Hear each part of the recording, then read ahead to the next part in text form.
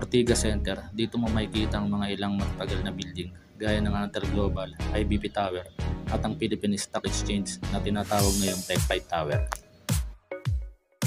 So guys, papasok tayo sa loob ng Tech5 ngayon. Malaki na ang pinagbago ng Ortigas Center.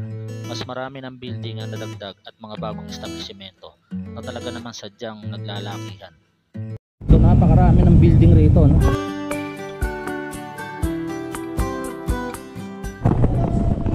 Laki ng ano rito, no? Christmas tree. Pumunta naman tayo dito sa Quezon City na isang malaking syudad dito sa Manila. Yun guys, sa may EDSA, no? Parte na to ng Quezon City. So sinabi ko sa inyo na baka medyo mas matagal tayong mag-ikot-ikot dito, no? Kasi nakakailang syudad na ba tayo simula na Morong Rizal. So time check, alas 10 pa lang ng umaga, so marami pa tayong mapupuntahan. Punan Y Plains, isang malaking daan mula EDSA papuntang C5 Road. Dito din nakatayo ang isang malaking puting templo along Temple Drive.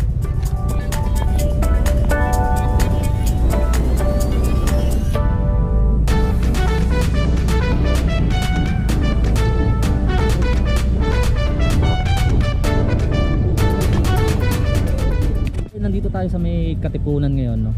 Dito sa may malapit sa may Corinthian Hills, dito sa halos malapit lang sa White Plains, no? Napakaganda dito sa lugar na to. Talagang makikita mo at masasabi mo na maunlad talaga, di ba? Kasi sa mga naglalaki ang bahay, tsaka sa magagandang building na mga nadaanan natin sa Quezon City. Hindi maganda yung panahon ngayon, medyo galing pa sa ulan eh. Marami pa tayong pupuntahan na lugar dito sa Quezon City. Mag-iikot-ikot pa tayo. So maaga pa naman. Eastwood City, isang maliit na lungsod dito sa Quezon City. Isang lugar na kung saan nandito na lahat ng kailangan mo. Restaurant, hospital, mall at mga condominium. So yung lugar nga pala na to guys, isa sa mga importante rin na naging part na buhay ko. Kasi nakapagtrabaho rin tayo rito sa may Eastwood, banda rito sa may IBM. At yun nga, halos isa't kalahating taon din tayo. Kaya medyo memorable sa atin yung lugar na to. Kaya nga sabi nila, kapag may pera ka, mas masarap tumira rito. Sa lugar na to guys, kumpleto na halos. Merong hospital, supermarket, mall, diba? Kaya kapag mayaman ka, isa ito sa mga magandang tiran dito sa Maynila. So ito yung medical city, ayan, no? Bangko, meron na rin. Ayan, BDO. At higit sa lahat, may mga gwardiya ka pang bantay.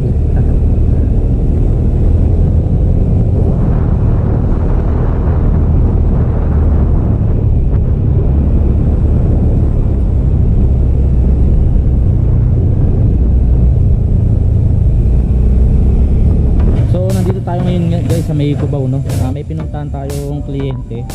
May susubukan sana tayong kuhain cheque, kaya lang walang iniwan. So balik na tayo bukas. Pumunta naman tayo dito sa isang gusali dito sa University of the Philippines. So bakit tayo ngayon dito sa isang building sa may loob ng University of the Philippines guys. So ito, dito tayo sa may pinaka-favorite na lugar natin, no? University of the Philippines, kasi madalas talaga tayong tumambay rito. Medyo may kalumaan na rin itong ano na to, no? Yung building na to guys. Bali ito, nasa hallway tayo ngayon. Makigamit muna tayo ng comfort room dito guys. Dati nung pumupunta ako rito, dun tayo sa may baba lang dumidiretso. Pero ngayon, lumipat na opisina yung pinupunta natin. So mapapansin nyo guys, yung mga upuan talagang luma na rin to, eh. Ayan yung mga upuan nya, yung mga may bakal na butas-butas guys. Tapos yung bintana, lumang design na rin. Pero malinis, no? Malinis tong university na to. Kaya nga sabi nila, habang bata ka pa ay talagang pagsawaan na natin mag-drive dahil ito ay walang patumbas na kasiyahan. Gumawa tayo ng mga bagay na hindi natin makakalimutan habang buhay. Ito ay tatatak. Ito talaga namang sadyang atin lamang. Ang lakas ng tao ay talagang limitado lamang. At ang oras ay talagang sadyang limitado rin. Siguro ay tatapusin ko na muna yung video dito. At maraming salamat sa mga sumama sa biyahe ko. Sana sa mga susunod na biyahe ko ay samahan nyo pa rin ako at laging suporta. So hanggang sa muli guys, Korea Motovlog po, ang inyo pong lingkod.